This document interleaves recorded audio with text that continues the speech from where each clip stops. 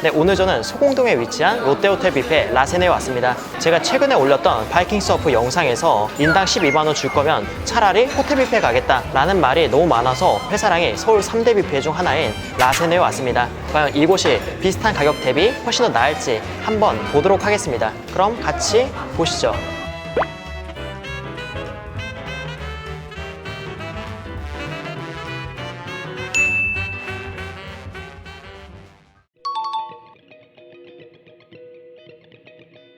사진 촬영도 가능하시고 영상 촬영도 가능해요. 다만 음식만 나올 수 있게끔 해주시면 되세요. 이곳 라세네 같은 경우는 조식과 평일 점심, 저녁과 주말 가격으로 총 3가지로 나눠져 있습니다. 조식 같은 경우는 약 6만원 돈, 평일 점심 같은 경우는 약 10만원, 그리고 저녁과 주말 같은 경우는 약 12만원 정도를 하는데요. 12만원, 바이킹스 워프 가격과 거의 비슷한 가격인데 여기는 어떨지 한번 골고루 맛을 보도록 하겠습니다. 랍스타랑 양갈비, 대게가 유명하다고 해서 우선은 양갈비랑 랍스타를 가져왔고요. 그리고 로스트 비프라는 양갈비랑은 또 다른 종류의 스테이크를 가지고 왔습니다. 이곳 라세네에 와서 음식들을 싹 훑어본 첫인상은 음식이 많다였어요. 확실히 바이킹스 워프에 비해서 다양한 종류의 음식들이 많다는 게 이곳의 강점이라고 생각합니다.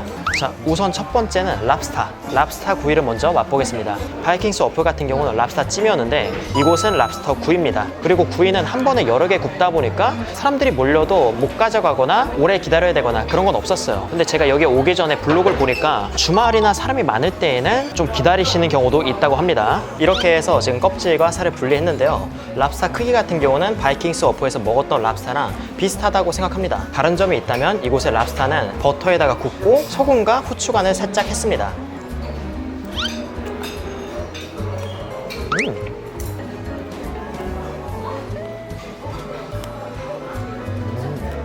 우선 이 랍스타 같은 경우는 바이킹스 워프보다 더 낫다고 생각해요. 바이킹스 워프는 생물을 가끔 내주고 대부분 자속 랍스타를 데워서 내주는데요. 이곳은 익히지 않은 랍스타 꼬리를 사용해서 덜 질기고 탱글탱글함이 매력적이었습니다. 껍질 부분의 살은 질긴 느낌이 있고 바이킹스 워프보다 살을 발라내는 게 힘들었지만 맛으로 봤을 땐 바이킹스 워프보다 더 나았다고 봅니다. 제가 가져온 랍스타는 생각보다 질긴 거 없이 랍스타 특유의 단맛도 올라오고 그냥 맛있는 갑각류 구이를 먹은 느낌이었습니다. 네, 그리고 다음은 양갈비죠. 양갈비 같은 경우는 앞에 있는 그릴에서 굽는 걸 볼 수 있고요. 생각보다 양은 충분해서 막 기다리거나 그런 건 없었습니다.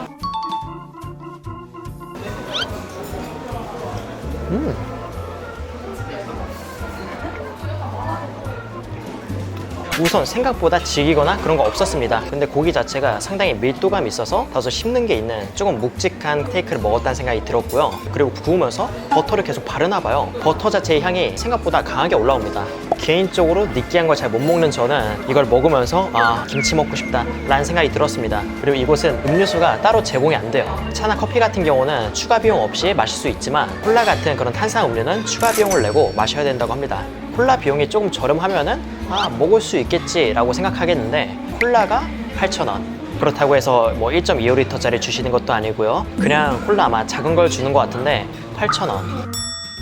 예전에 두바이에서 경유를 할 때 그 안에 있었던 식당에서 음료수를 거의 그 정도 가격 받았었거든요. 그래서 그때 생각이 나는 가격에 한번 놀라고 갑니다. 네, 그리고 제가 다음으로 먹어볼 거는 로스트 비프라고 해서 정말 커다란 고기를 하나씩 썰어주는 스테이크예요. 네, 이렇게 크게 나옵니다. 여기 있는 나이프를 통해서 잘라 먹는 것 같은데 한번 맛을 볼게요.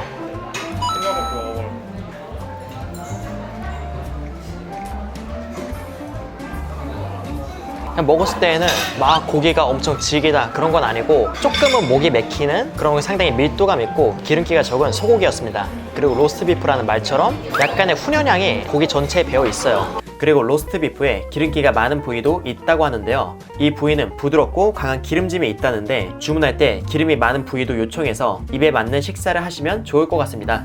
그리고 제가 다음으로 먹을 음식은 바로 대게예요. 이 대게 같은 경우는 이렇게 손질한 것처럼 까져 있진 않고요. 껍질이 손질되지 않은 채 준비되어 있습니다. 저는 그 옆에 있는 대게 손질용 가위를 통해서 이렇게 손질했고요. 제가 대게 손질은 많이 안 해봤는데도 이렇게 깔끔하게 잘한 거 보면은 그렇게 어려운 것 같진 않습니다.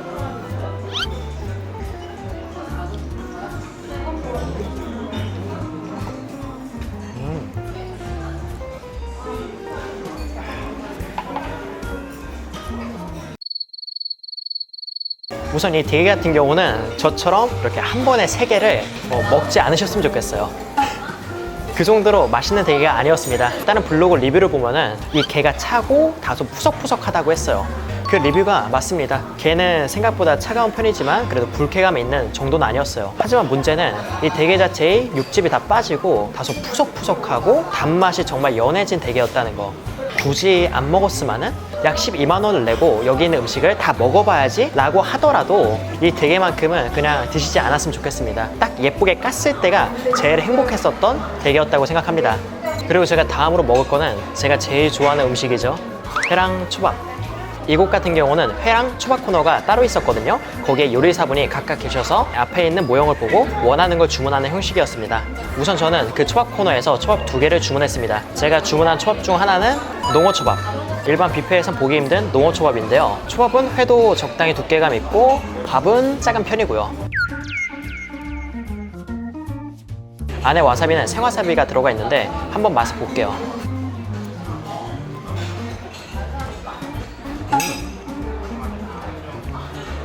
다른 뷔페 초밥하고 다른 점이 있다면 밥 자체가 그렇게 달지 않아요. 짠맛과 그리고 식초 자체의 감칠맛이 많이 느껴지는 밥이었고요. 그리고 회 같은 경우는 숙성보다는 화로에 조금 더 가까웠다고 생각합니다. 근데 이 농어 자체의 묵직한 식감을 즐길 수 있어서 나름 괜찮았지만 밥은 적고 회는 두툼하다 보니까 밥이 같이 사라지거나 그러진 않았거든요. 그래도 회가 조금 더 숙성이 많이 돼 있고 밥의 양이 조금 더 많았다면 뷔페 초밥 중에서는 이런 퀄리티를 볼 수 있을까? 라는 수준이었다고 생각해요. 네, 그리고 제가 다음으로 먹을 건 바로 회 코너에서 가져온 농어 뱃살이에요. 회 코너에 가면은 회를 보관하고 있는 회 케이스가 있거든요. 회도 초밥하고 똑같은 구성으로 되어 있었는데 케이스에는 농어 뱃살이 있더라고요. 그래서 저는 농어 뱃살을 따로 말해서 농어 뱃살만 받아왔습니다. 네, 한번 농어 뱃살 맛보도록 하겠습니다.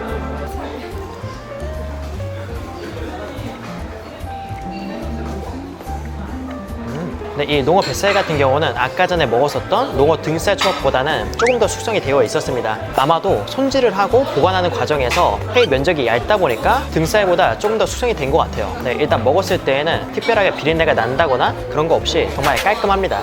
네, 그리고 흰살 생선 뱃살이 가지고 있는 무겁지 않은 기름진도 느껴지고요. 네, 그리고 제가 다음으로 먹어볼 거는 방어입니다. 정확히는 숙성 방어예요. 그런데 방어는 겨울의 제철 아닌가요? 여름에 잡히는 방어는 대부분 지방이 오르지 않아 겨울철만큼의 고소한 맛은 없습니다. 하지만 몇몇 스시야에서는 여름방어를 선보이는 곳이 있기도 한데요. 여름방어의 담백함과 산뜻함 또한 나름의 매력이 있기 때문에 이를 찾는 사람도 종종 있다고 합니다. 과연 이곳의 방어는 어떨지 보니까 간장 베이스의 양념에 살짝 넣고 숙성을 한 것 같은데요. 한번 맛을 볼게요.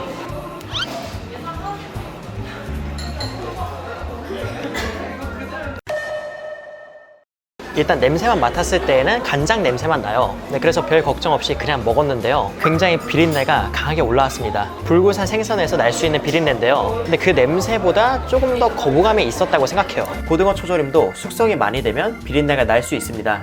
하지만 홍어의 톡 쏘는 향처럼 나름 즐길 수 있는 비린내라고 생각하는데요. 하지만 이건 즐길 수준이 아니었습니다. 어떤 맛을 느끼길 바라며 내준지 모를 숙성 방어회였습니다. 그리고 제가 현장에서 안 좋은 얘기를 하는 거에 대해서 많은 분들이 조금 걱정을 하셔요. 요리사 앞에서 그런 얘기를 하면 좀 그렇지 않냐 라는 말들이 있었어요. 그런데 제가 지금 마이크를 차고 말하는 정도는 옆 테이블에 거의 안 들릴 정도고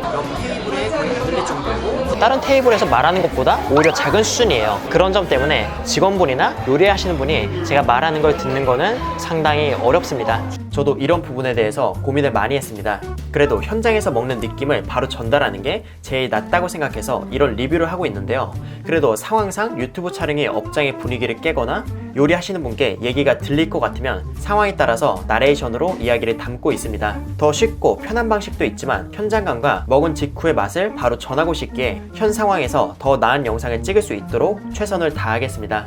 네, 그리고 제가 다음으로 먹을 회는 단새우. 단새우는 저렴한 가격에 수입 북쪽 분홍새우를 해동해서 사용하는데요. 제가 직접 해동해서 먹었을 때와는 달리 녹진함보다는 탱글함이 눈에 보이는 비주얼입니다.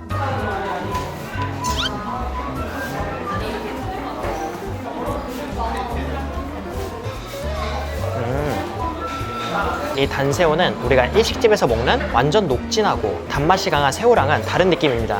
꽃새우랑 비슷한 느낌이에요. 그런데 다소 그 탱글탱글함이 사라지고 약간의 탱글탱글함만 있는 단맛은 적은 그런 생새우였습니다. 이렇게 해서 회사랑은 회랑 초밥을 먹어봤는데요. 여름 시즌에 맞춰서 물론 양식이겠지만 농어를 즐길 수 있다는 게 좋았습니다. 그리고 이곳의 참치는 역시나 눈다랑어였습니다. 초밥의 간은 달지 않은 편이라서 뷔페 초밥 치고는 꽤나 맛있게 먹었습니다. 초밥은 미리 만들어 놓고 천에 덮었다가 주기도 하는데요. 저는 이후에 먹을 땐 밥의 양이 너무 적어서 밥을 더 넣어달라고 주문해서 간 만든 초밥을 즐겼습니다. 그리고 방어와 대게는 한마디로 이렇게 정리하겠습니다. 호텔 뷔페라고 다 맛있는 게 아니네. 이렇게 끝내기엔 뭔가 아쉬워하던 차에 오픈키친에서 재밌는 걸 보고 하나 더 가지고 왔습니다. 네, 그리고 제가 다음으로 먹을 음식은 딤섬이에요. 왜 딤섬을 가져왔냐? 라고 생각할 수 있어요. 제가 이 딤섬을 가져온 이유는 바로 이 딤섬을 하나하나 다 만들었기 때문이에요. 실제로 이곳은 다 오픈키친으로 돼 있어서 조리하는 과정을 볼 수 있거든요. 물론 그런 뷔페들도 많지만 딤섬을 직접 만드는 뷔페는 처음 본 것 같아요. 돼지고기 베이스가 있고 새우 베이스가 있는데 새우 베이스에 딤섬을 가지고 왔습니다. 우선 제일 궁금한 거는 전복이 들어간 새우 딤섬. 식초간장 찍어서 맛을 볼게요.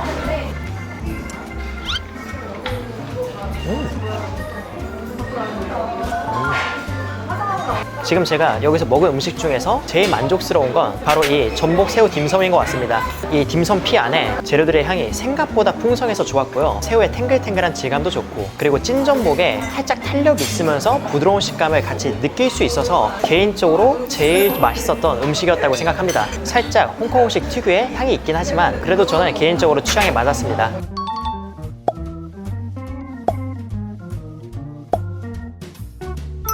네, 이렇게 해서 저는 소공동 롯데호텔 뷔페인 라세네에서 평일 디너로 맛있게 먹어봤습니다. 확실히 바이킹스 어프랑 비교했을 때 음식의 가짓수도 많고 랍스타 구이도 바이킹스 어프보다 더 맛있었다고 생각해요. 하지만 이게 서로 장단점이 확실합니다. 바이킹스 어프는 해산물이 더 다양하고 갈비 및 육회, 찐 맛집입니다. 디저트 또한 정말 훌륭합니다. 그러나 랍스타 전문 뷔페치고 랍스타 요리는 몇 개 없으며 살이 질긴 경우가 다소 있었습니다. 라세네는 한식부터 중식, 양식 등 뷔페라는 이름 그대로 다양한 음식이 있습니다. 양갈비, 랍스터 둘 다 질기지 않고 맛이 좋지만 대게는 굳이 먹어야 하나 싶습니다. 회는 바이킹스 어프보다 나았지만 방어 때문에 회 맛집이라고 해야 할지는 의문입니다. 그리고 음료수는 추가 비용을 내야 하는데요. 그런데 뼈해장국보다 비쌉니다. 솔직히 저는 음료수 추가 비용이 제일 아쉬웠습니다. 이를 정리하자면 해산물과 갈비, 디저트를 맛나게 먹고 싶으면 바이킹스 어프, 음료수 없이 맛있는 랍스타와 양갈비, 괜찮은 퀄리티의 다양한 음식을 먹고 싶다면 라세네를 추천합니다.